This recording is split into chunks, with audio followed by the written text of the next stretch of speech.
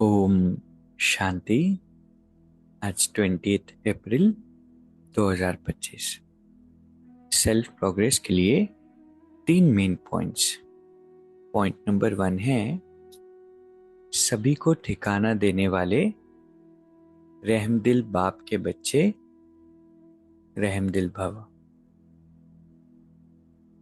रहमदिल बाप के रहमदिल बच्चे किसी को भी भिखारी के रूप में देखेंगे तो उन्हें रहम आएगा कि इस आत्मा को भी ठिकाना मिल जाए, इसका भी कल्याण हो जाए। उनके संपर्क में जो भी आएगा उसे बाबा का परिचय जरूर देंगे। जैसे कोई घर में आता है तो पहले उससे पानी पूछा जाता है, ऐसे ही चला जाए तो बुरा समझते हैं। ऐसे जो भी संपर्क में आता है उससे बाप के परिचय का पानी जरूर पूछो।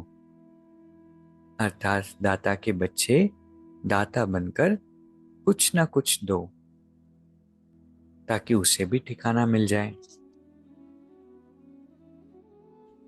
तो कितना सुंदर आज का ये पॉइंट है कि हम रहमदिल बाबा के रहमदिल बच्चे हैं, परमात्मा की संतान हैं। और जैसे हमारे घर में कोई मेहमान आते हैं तो पानी जरूर पूछते हैं, अगर पानी लेकर ना जाए तो बुरा समझते हैं। ऐसे ही जो भी आत्मा हमारे कांटेक्ट में आती है उन्हें बाबा का परिचय देना है, ज्ञान की कुछ बातें बितानी है, कुछ ना कुछ उन्हें हमारे द्वारा मिले, चाहे अलौकिक संबंध से आए चाहे लौकिक संबंध से। लेकिन ये संस्कार हमें अपने अंदर डालने हैं। और हमारी दादियाँ, हमारी दीदियाँ, उनके अंदर ये संस्कार बहुत गहरे थे। चाहे कोई भी आत्मा हो उन्हें बाबा का परिचय ज्ञान से अवगत जरूर कराते थे। चाहे सेवा के लिए जा रहे हो, ऑटो वाला व्यक्ति हो या कारीगर हो, कोई भी हो, सभी को परिचय देते थे। तो किसी को भी बिना पानी दिए नहीं भेजना है, विच मीन्स बाबा का परिचय दिए बिना या कुछ न कुछ हमारे द्वारा उसे प्राप्ति हो। दूसरा पॉइंट है यथार्थ वैराग्य वृत्ति का सहज अर्थ है जितना न्यारा उतना प्यारा। वैराग माना संसार से दूर हो जाना नहीं, लेकिन इस अवेयरनेस के साथ चलना, ये जो बाहर चीजें हैं वो आत्मा को संतुष्ट नहीं कर सकती। तो बाहर की प्राप्तियों के पीछे भागते नहीं हैं, लेकिन उन चीजों से भी भागते नहीं हैं। मीन्स कि सबके बीच में रहते हुए सबको प्यार देते हैं, लेकिन उस प्यार की एक्सपेक्टेशन नहीं होती। जिम्मेवारियां निभाते हैं लेकिन उसमें इंटेंगलमेंट नहीं होती। सब कुछ कर रहे हैं लेकिन ये पता है इन साधनों में, इन वस्तुओं में, इन संबंधों से मुझे सुख नहीं चाहिए, क्योंकि मेरे सुख का सोर्स परमात्मा है और ये सुख आज है, हो सकता है कल नहीं हो।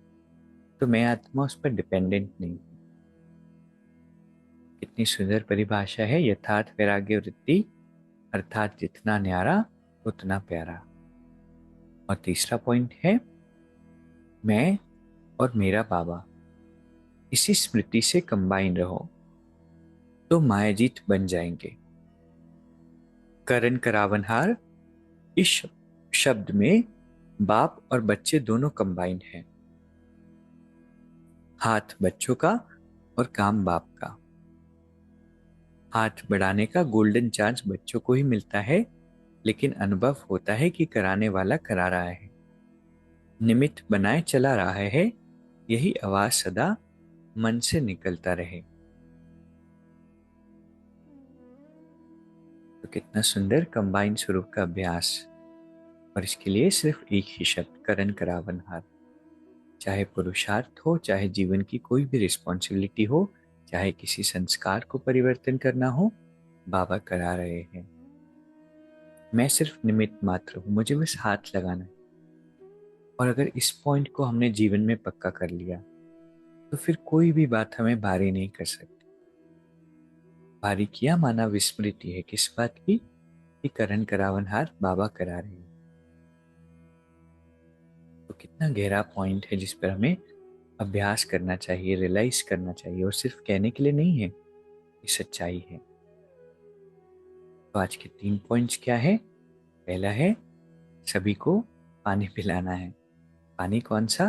परमात्मा के परिचय का, अच्छी वाइब्रेशन का, कुछ ना कुछ प्राप्तियों का। दूसरा पॉइंट है जितना न्यारा उतना ही प्यारा। ये है यथार्थ बेहद का वैराग्य।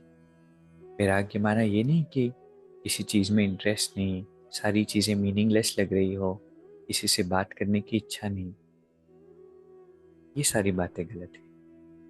तो बैलेंस। और तीसरा पॉइंट है करण करावनहार की स्मृति। तो अभी 1 मिनट हम मेडिटेट करेंगे। मैं एक विशेष आत्मा हूं।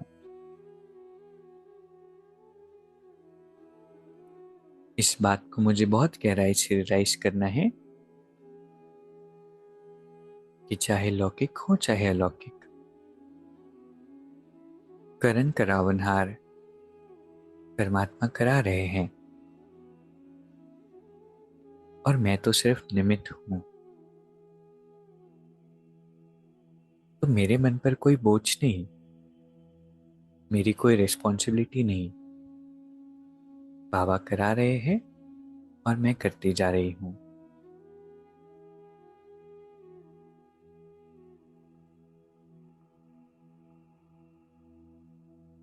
मुझे एक बात अपने जीवन में जरूर धारण करनी है कि हर आत्मा जो मेरे संपर्क में आती है, उनकी सेवा मुझे करनी है।